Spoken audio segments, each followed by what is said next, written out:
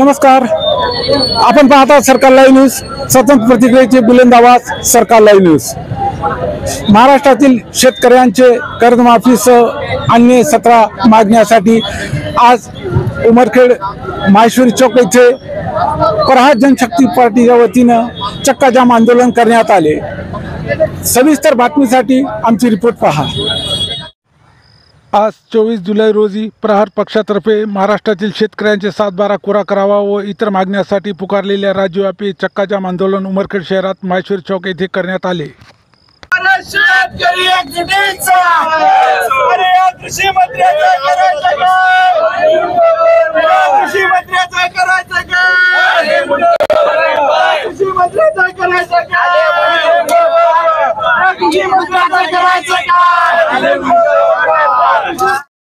शेतकऱ्यांचा 7/12 कोरा व्हावा, दिव्यांगांना प्रति 6,000 रुपये मानधन भेटावं आणि शेतीमालाला हमीभाव मिळावा, या मागणीला घेऊन माननीय बच्चूभाऊ कडू यांच्या नेतृत्वात संपूर्ण महाराष्ट्रभर आंदोलनाची धगधग आज पेटताना दिसत आहे।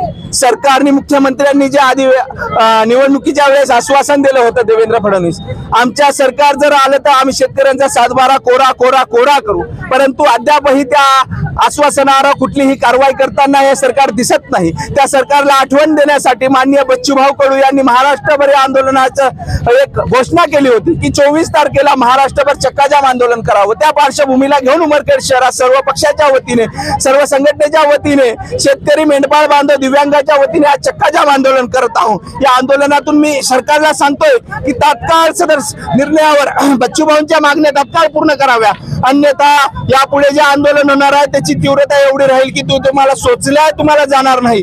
बच्चूभाऊ येत्या 2 ऑक्टोबरला आपल्या मंत्रालयात घुसल्याशिवाय राहणार नाही। मी इथून सांगतोय, शेतकरी पुत्र म्हणून आम्ही नांगर जमिनीमध्ये 3 फूट गाडू शकतो, तर एवढं लक्षात ठेवा फडणवीस साहेब, मुंबईत जर नांगर घेऊन आलो तर कुठे कुठे नांगर गाडणार हे सांगू शकणार नाही, हा इशारा यावेळी देतो। हे सरकार आहे लबाड सरकार असल्यामुळे सरकार आमची म्हणजे 1 रुपयाचा भरोसा नाही राहिला आहे सरकारचा।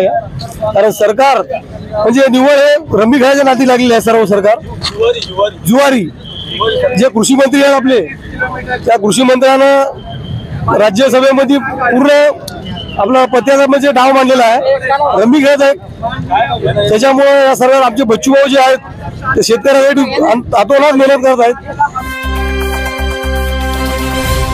सरकार लाईव्ह